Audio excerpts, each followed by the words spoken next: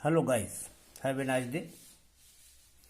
आज का टॉपिक ले रहा हूँ कंटिन्यूएशन में vertical reinforcement in walls as per IS 4326 और 2013। इसके पिछले वीडियो में मैंने हॉरिजॉन्टल रिइंफोर्समेंट के बारे में मैंने बताया था, डबल बार्स के बारे में बताया था, और उसी के क्रम में आज वर्टिकल रिइंफोर्समेंट के बारे में जानकारी दे रहा हूँ। ये जो कोड में तालिका दी गई है वो भी 1.5 ईंट मोटी दीवार में प्रयोग की जाने वाली स्टील की व्यास और मात्रा के बारे में है कि कितने व्यास की छड़ प्रयोग की जाएगी, किस जोन में प्रयोग की जाएगी। तो वो इसी दीवार के संबंध में तालिका दी गई है। अगर इससे अधिक मोटी दीवार है तो उसमें इसी अनुपात में स्टील की मात्रा, स्टील का क्षेत्रफल बढ़ा लिया जाता है। तो इसके बाद हम देखते हैं टेबल 7 IS कोड की। तो IS कोड की जो टेबल 7 है वो इस तरह से है।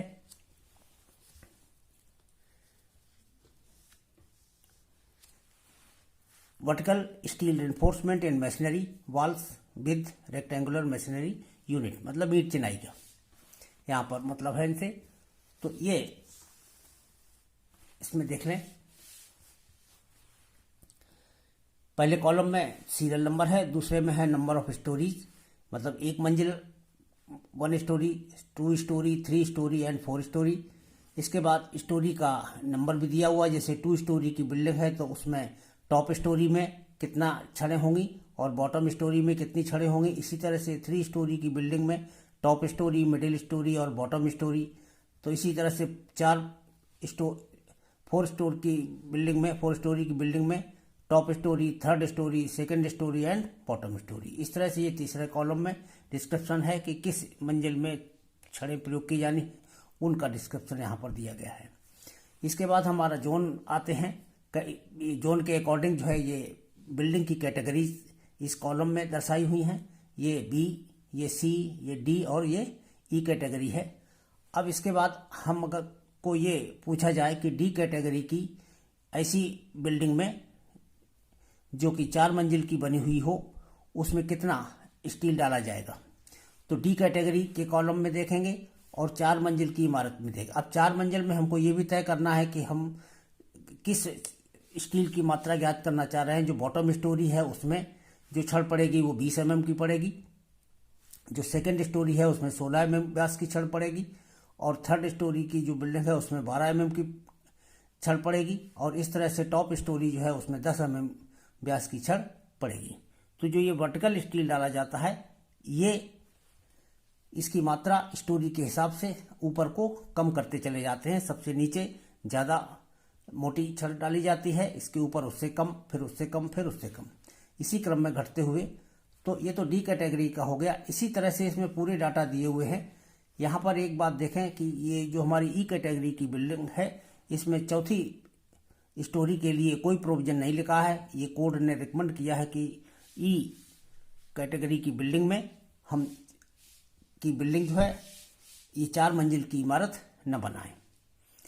तो 4 मंजिल की इमारत हम उसमें मना किया गया है। ई कैटेगरी का मतलब हम कैटेगरी बिल्डिंग की समझा चुके हैं पहले से ही। मोस्टली आप इसको ऐसे मान के चला करें कि ये 5वें जोन में स्थित बिल्डिंग जो है ये ई कैटेगरी में आती है।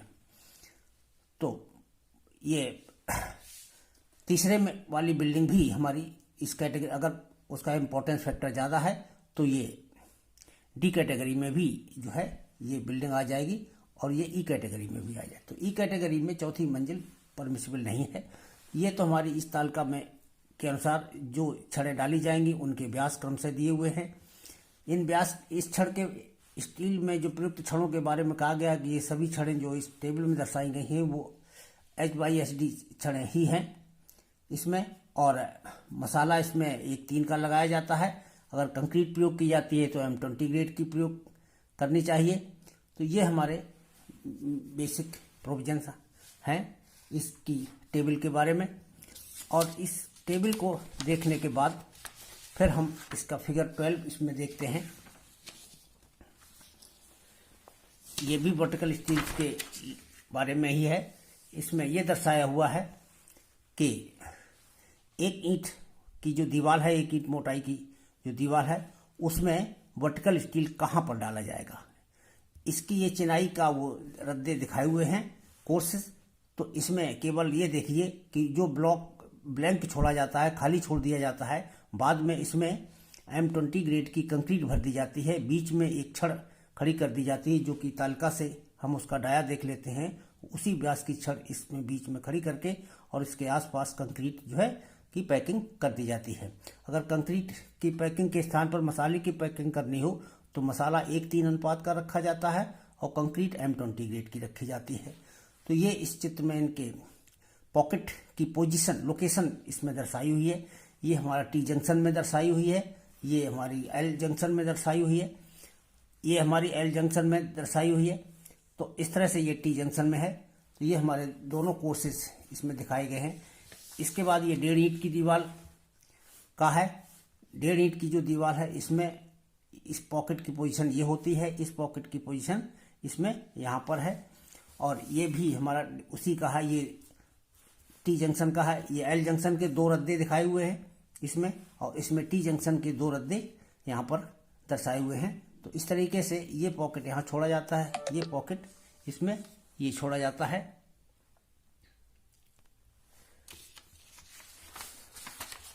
तो ये हमारा फिगर हो गया। इसके बाद फिगर के बाद इसमें देखिए वर्टिकल रिइंफोर्समेंट के बारे में एक और उल्लेख किया गया है कोड में।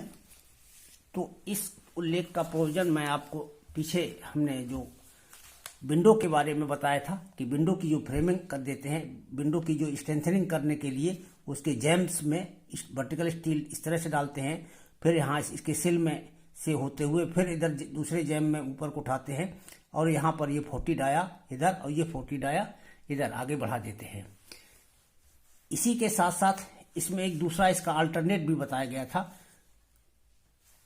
तो वो अल्टरनेट फिगर ये भी है। इसमें करना क्या होता है, यहाँ पर तो ये छड़ हमारी इसी तरह से मुड़ी होती है 40 डाया, इसके बाद ये जैम्ब में सीधी चली आती है। यहाँ इसको सिल में न मोड़ करके, यहाँ बस ध्यान दें कि इस छड़ को फिर हम सिल में टर्न नहीं करते हैं, बल्कि सीधा लिए चले आते हैं। कहाँ तक लिए जाते हैं, फाउंडेशन वॉल तक ले जाते हैं इसको। ये हमारी छड़ जो है फाउंडेशन वॉल में भी के अंदर तक चली जानी चाहिए। इसी तरीके से यहाँ पर ये छड़ हम यहाँ पर मोड़ देते हैं 40 डाया मोड़ करके ये जैम्ब में से होकर के इसमें नीचे लाते हुए सीधे फाउंडेशन वॉल तक ले जाते हैं। तो ये वर्टिकल रिइंफोर्समेंट इन ओपनिंग कहलाता है। तो ओपनिंग में के जैम्ब में पक्षों में ये वर्टिकल रिइंफोर्समेंट का प्रोविजन है, उसका उल्लेख यहाँ पर किया गया है। तो इस तरह से वर्टिकल रिइंफोर्समेंट के बारे में हमारे सारे प्रोविजन हो गए। इतने ही प्रोविजन है वर्टिकल रिइंफोर्समेंट के बारे में।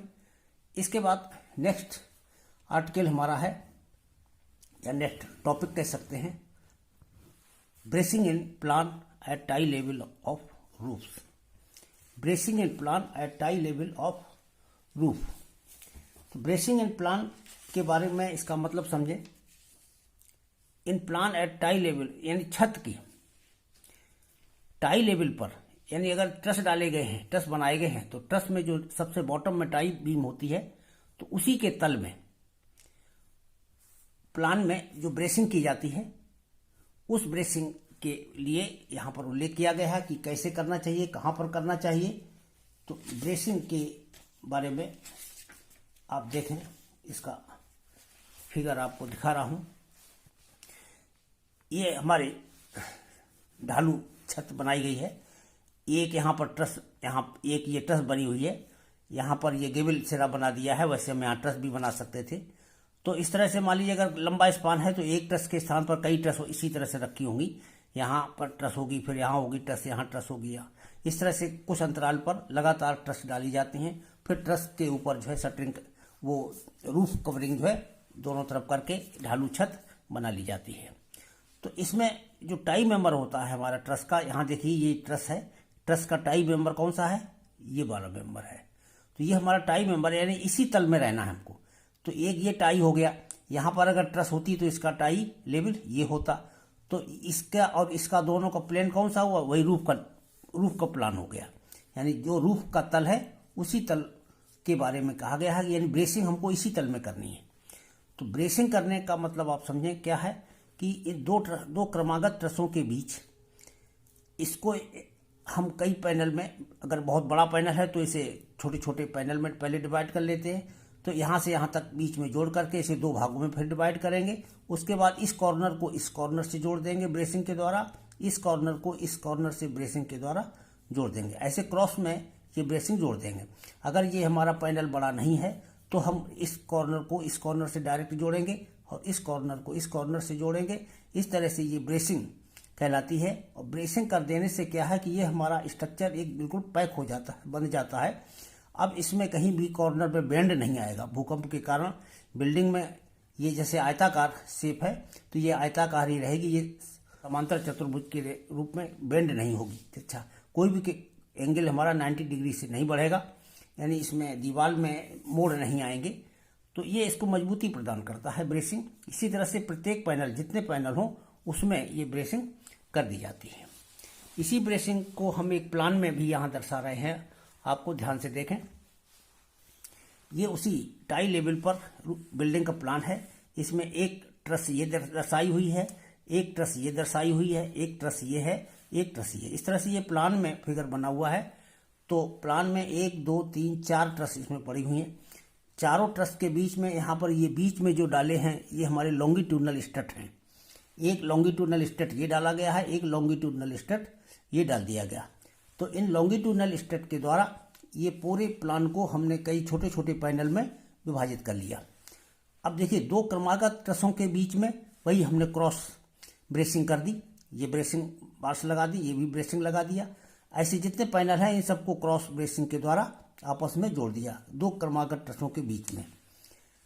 इसी तरीके से यहाँ पर भी देखिए क्रॉस ब्रेसिंग से इसको कनेक्ट कर दिया। तो ये हमारे प्रोविजन जो है bracing in plan at tie level of the roof, इस प्रोविजन के बारे में यहाँ बताया गया है कि ये हमको कर देना चाहिए। तो अब हम आपको बहुत सारे प्रोविजंस जो कि चिनाई के भवनों में किए जाते हैं उनका उल्लेख कर चुके हैं। उसके बाद हमारे लास्ट आता है स्ट्रेंथनिंग अरेंजमेंट इन मैशनरी बिल्डिंग। स्ट्रेंथनिंग अरेंजमेंट इन मैशनरी बिल्डिंग सबसे लास्ट हमारा ये है निष्कर्ष इस चैप्टर का, या अब तक जो हमने पढ़ा है उसका एप्लीकेशन इस क्लास के द्वारा ही किया जाना है। स्ट्रेंथनिंग अरेंजमेंट इन मैशनरी बिल्डिंग, इसके लिए IS कोड में टेबल 5 दी हुई है। तो जो टेबल 5 है, अब हम आपके सामने IS कोड की टेबल 5 ला रहे हैं। देखिए, ये टेबल है strengthening arrangement recommended for masonry building, rectangular masonry unit means bricks. इसके कॉलम देख लीजिए, सीरियल नंबर 1 2 3 4 है। Building category B C D and E है। सबसे पहला B है, C D और E है। इसके बाद नंबर ऑफ स्टोरीज का उल्लेख है। हर एक कैटेगरी की बिल्डिंग में कितनी स्टोरी हैं। तो इसमें 1 2 3 को एक जगह रखा गया है। फिर इसमें है चौथी मंजिल को दूसरे रो में लिया गया है। C कैटेगरी वाले में 1 2 2 एक रो में है और 3 to 4 3 and 4 ये दूसरी रो में है। ऐसे D में 1 to 2 3 to 4 और E में 1 to 3 केवल रखा गया है, क्योंकि इसमें चौथी मंजिल होती ही नहीं है। तो इस तरह से ये कॉलम का मतलब है। इस कॉलम के बाद सबसे मुख्य चीज है strengthening to be provided in all storeys. सभी मंजिलों में जो प्रोविजन किए जाने हैं उनका वर्णन ये है। जैसे B कैटेगरी की बिल्डिंग में 1 से लेकर 3 मंजिल तक हमको A, B, C, F और G ये प्रोविजन करने हैं। अब A, B, C, F, G इनका अर्थ क्या है, इसके लिए हम इसी टेबल के नीचे इनका डिटेलिंग की गई है कि A क्या है, B क्या है, C क्या है और G, H अब उन सबके मतलब क्या है। देखिए, स्मॉल a ये कहलाता है मैशनरी मोर्टार, मैसनरी मोर्टार के बारे में हम आपको बता चुके हैं कि किस तरह का मोर्टार अर्थक्वेक रेजिस्टेंट बिल्डिंग के लिए होना चाहिए। ये उसी का अनुपालन करते हुए अगर मसाला हम प्रयोग करते हैं तो ये कहलाता है कि हमने ए प्रोविजन कर दिया, यानी ए व्यवस्था, यानी ए लिखने का मतलब क्या है, मसाला इसके अकॉर्डिंग होना चाहिए जिसका उल्लेख आर्टिकल या क्लास 8.12 में है। इसी तरीके से बी का मतलब है कि लिंटल बैंड, यानी अगर लिंटल बैंड डाला गया है तो वो बी व्यवस्था कहलाती है, यानी बी अरेंजमेंट नंबर बी, इसमें लिंटल डाला जाता है। सी का मतलब क्या, रूफ बैंड इसमें डाला जाता है और गेबल बैंड भी डाला जाता है अगर आवश्यक हो, यानी अगर हम छत ट्रस वाली डाल रहे हैं तो उसमें गेबल बैंड की जरूरत होगी, और हम अगर आरसीसी की स्लैब डाल रहे हैं तो फिर उसमें गेबल बैंड नहीं होगा, केवल रूफ बैंड होगा। तो ये है कि रूफ बैंड और गेबल बैंड ये दोनों का प्रोविजन इसमें किया जाता है, वो हमारा सी कैटेगरी में आता है, के प्रोविजन में आता है। डी का जो प्रोविजन है वो डी में क्या होता है, vertical steel at the corners and junctions of the wall. अभी जो हमने वर्टिकल स्टील का आर्टिकल बताया उसको यहाँ पर डी, यानी इस अरेंजमेंट को डी का नाम दिया गया है, स्मॉल डी। इसी तरह से vertical steel at the jambs of the opening, अभी जो हमने ये विंडो जो थी, विंडो के जैम्स में वर्टिकल स्टील डाल करके जो स्ट्रेंथनिंग का पॉइंट समझाया था, ये वो व्यवस्था जो है ई व्यवस्था के द्वारा दर्शाई गई है। और एफ व्यवस्था के अंतर्गत है bracing in plan at the level of at tie level of the roof. ये जो अभी ब्रेसिंग का हमने उल्लेख किया at the plan of tie level, तो वो जो है हमारा एफ अरेंजमेंट कहलाता है। और इसी तरह से लास्ट है हमारा, अभी एक और है जी अरेंजमेंट में के अंतर्गत क्या आता है, प्लिंथ बैंड आता है, यानी अगर जी जिसमें लिखा हुआ है इसका मतलब प्लिंथ बैंड बनाना है उसमें, तो वेयर नेसेसरी, जहां जरूरत हो। और इसके बाद एच के अंतर्गत डबल बार्स आता है, हमने डबल बार्स का भी उल्लेख किया था कि डबल बार्स कैसे डाली जाती हैं, तो वो जो है एच अरेंज। इस तरह से हमारे ए से लेकर के एच तक के ये प्रोविजंस हैं जो कि जिनका डिटेलिंग हम पीछे कर चुके हैं। अब उन्हीं प्रोविजंस को किस में करना है किस में नहीं करना है, तो यहाँ पर वो क्रम से देख लीजिए। जैसे अगर हम ये कहें कि सी कैटेगरी की बिल्डिंग की चौथी मंजिल में हमें क्या क्या काम करना चाहिए, तो चौथी मंजिल में सी कैटेगरी की चौथी मंजिल में हमें ए टू जी सारे अरेंजमेंट करने हैं, मतलब समझ लें उसमें हमको मसाला भी इसी के अनुसार प्रोवाइड करना है, लिंटल बैंड भी बनाना है, रूफ बैंड भी बनाना है, vertical steel at the corner डालना है और vertical steel at the jambs भी डालना है, bracing in plan at tie level, अगर ट्रस बनाई गई हो तो उसमें ब्रेसिंग करनी है, और आरसीसी स्लैब है तब फिर इस एफ की जरूरत नहीं होती। और इसके बाद जी प्लिंथ बैंड भी उसमें बनाना है। ए टू जी हमको सारी व्यवस्थाएं करनी है। और अगर ये कहा जाए कि ई कैटेगरी की बिल्डिंग में जो दूसरी मंजिल है उसमें क्या काम करना है, तो यहाँ पर देखिए ई कैटेगरी की बिल्डिंग में 1 2 3 हमारे प्रोविजन सारे कॉमन हैं। तो 1 2 3 का मतलब पहली में भी, दूसरी में भी और तीसरी में भी, तो तीनों में यही प्रोविजन होंगे। ए टू एच लिखा हुआ है, इसका मतलब ए जितने भी प्रोविजन यहाँ लिखे हुए हैं ए से लेकर के एच तक के सभी व्यवस्थाएं हमको इस बिल्डिंग में करनी है, यानी उसमें मसाला भी इसी के अनुसार प्रयोग करना है, लिंटल बैंड भी बनाना है, रूफ बैंड भी बनाना है, वर्टिकल स्टील भी डालना है और vertical steel at the jamb भी प्रोवाइड करना है, bracing and plan at tie level ये भी करना है, प्लिंथ बैंड भी बनाना है, डबल बार्स भी प्रोवाइड करनी है। तो ये इसका इस टेबल का मतलब है। और इस टेबल के बारे में मुझे सिर्फ इतना कहना है कि स्टडी हम करते हैं, हम बहुत कुछ चीज़ें पढ़ते हैं नॉलेज के लिए, लेकिन एक इंजीनियर बनने के बाद फील्ड में जब हम जाते हैं तो हमें यही काम कराने होते हैं। और अर्थक्वेक रेजिस्टेंट बिल्डिंग में हमें क्या क्या प्रोविजन करने हैं वो फाइनली हमको इसी टेबल से देख करके ये प्रोविजन अपनाने होते हैं। इसीलिए ये टेबल इस दृष्टिकोण से काफ़ी महत्वपूर्ण है। तो ये हमारी टेबल हो गई स्ट्रेंथनिंग अरेंजमेंट फाइनल। इस अरेंजमेंट के बाद framing of thin load bearing walls, यानी पतली और भारवाही दीवारों की फ्रेमिंग करना। इसमें है कि अगर दीवार की मोटाई हमारी 20 सेंटीमीटर से कम कर दी जाए या करनी हो तब भी वो हम भारवाही दीवार बनाई जा सकती है। वैसे रिकमेंडेशन ये होती है कि 20 सेंटीमीटर से कम की दीवार भारवाही दीवार के रूप में प्रयोग नहीं की जाती, लेकिन अगर कहीं आवश्यक है तो उससे पतली दीवार को भी हम भारवाही दीवार बना सकते हैं। बस ये है framing of thin load bearing वाल, यानी लोड बियरिंग वाल है और थिन है, पतली है। पतली का मतलब 20 सेंटीमीटर से जिसकी मोटाई कम है वही पतली दीवार है और उसी की फ्रेमिंग कर। तो फ्रेमिंग करने से मतलब क्या है कि दीवार, ये जैसे प्लान दिया, वो एलिवेशन दिया हुआ है दीवार का, आप देख लें, दीवार का ये एलिवेशन है। इस एलिवेशन में क्या होता है कि ये कुछ अंतराल पर हम ऐसे वर्टिकल पिलर बना देते हैं, इसमें स्तंभ बनाते चले जाते हैं। ये स्तंभ यहाँ बना देते हैं और लिंटर लेवल पर जो है ये एक बैंड डाल देते हैं। तो इसी कार्य को जो हम फ्रेमिंग कहते हैं।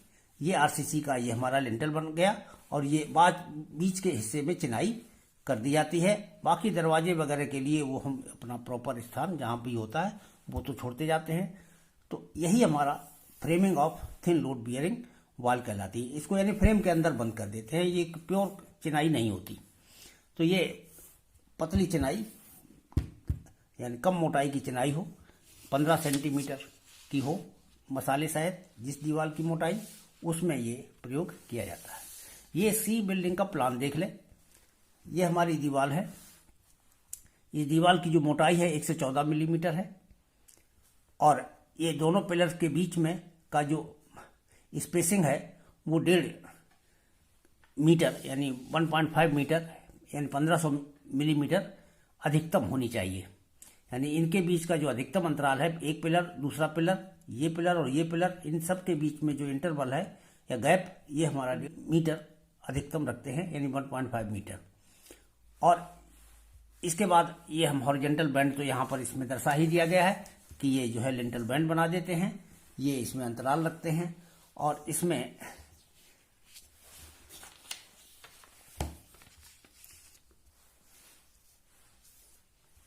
ये देखिए, इसको बनाने का तरीका, जो पिलर बनाया जाता है उसको बनाने का तरीका समझ लीजिए। इसके नीचे से, तली से हम जो चिनाई करते हैं, इसमें दांतेदार इधर से छोड़ते जाते हैं, ब्रिक दांतेदार मशीनरी जो है छोड़ देते हैं, इधर भी दांतेदार मशीनरी छोड़ देते हैं, बीच का सिरा खाली छोड़ देते हैं। फिर इसी में शटरिंग लगा करके दोनों सिरों पर और उसमें कंक्रीटिंग कर दी जाती है। कंक्रीटिंग करने से पहले इसमें एक छड़ डाल दी जाती है वर्टिकल। तो ये हमारा जो पिलर बनाया है, जो स्तंभ बनना है, वो स्तंभ इस तरह का बनता है। ये स्तंभ वैसे नहीं होते हैं कि इसका सरफेस ये हमारी स्मूथ हो। ये इन दांतों के बीच में मसाला भर करके, जिससे ये दीवारों के साथ जो पिलर है ये हमारा अच्छी तरह से इंटरलॉक हो जाता है। तो ये पिलर की एक्चुअल संरचना है। और ये यहाँ कहा जाता है कि ये कम से कम 4 से 6 रद्दा पहले चिनाई कर ली जाती है और फिर इसकी पैकिंग कर दी जाती है। इसके बाद फिर 6 रद्दे करीब इसकी चिनाई कर दीजिए, फिर उसकी पैकिंग कर दीजिए। तो इस तरह से पैकिंग करते हुए ऊपर की ओर हम ये पिलर बनाते चलते हैं। थिन वॉल के बारे में एक और नियम है कि अगर ये 2 क्रॉस वॉल के बीच में जो इसका स्पान है ये मैक्सिमम 7 मीटर तक रखा जा सकता है। इससे ज़्यादा जो है ये स्पान हम नहीं रखते। और इस दीवार की जो हाइट है वो मैक्सिमम 3 मीटर तक रखी जा सकती है। तो ये थिन लोड बियरिंग वॉल जो है, इसके बारे में ये हो गया। ये एक्चुअली प्रोविजन अलग से दिया हुआ है कोड में। ये जो हमारे जो प्रोविजन वहाँ पर समझाए गए थे वो प्रोविजन के अंतर्गत इसका उल्लेख नहीं है। उस प्रोविजन से बाहर है ये framing of thin load bearing wall. तो इस आईएस कोड 4326/2013 में लगभग सभी मैटर्स पर, सभी टॉपिक पर डिस्कशन हो चुका है। इसमें जितना आवश्यक है मेरे हिसाब से उतना मैं बता चुका हूँ। बाकी अगर कोई विशेष किसी की कोई क्वेश्चन हो, क्वेरी हो, तो कमेंट बॉक्स में आप कमेंट करके हमको बता सकते हैं, मैं प्रयास करूँगा। एक चीज़ और आप लोगों से कहनी है कि अगर वीडियो वास्तव में पसंद आ रहे हों तो हम उम्मीद ये करते हैं कि हमें उसका कुछ संकेत मिलना चाहिए। संकेत ये है कि आप 2 शब्द कमेंट बॉक्स में लिख करके अपनी भावना को व्यक्त करें, जिससे कि हमको ये पता चले कि जो हम बता रहे हैं वो वास्तव में किसी को समझ में आ रहा है या नहीं आ रहा है, वरना फिर उसको कंटिन्यू करने का फिर उत्साह खत्म हो जाता है। तो बस इतना ही कहना है कि वास्तव में यदि अच्छा लगे तो कुछ कमेंट जरूर किया करें, और अगर सब्सक्राइब ना किया हो तो उसको भी साथ में सब्सक्राइब कर दें। Thank you.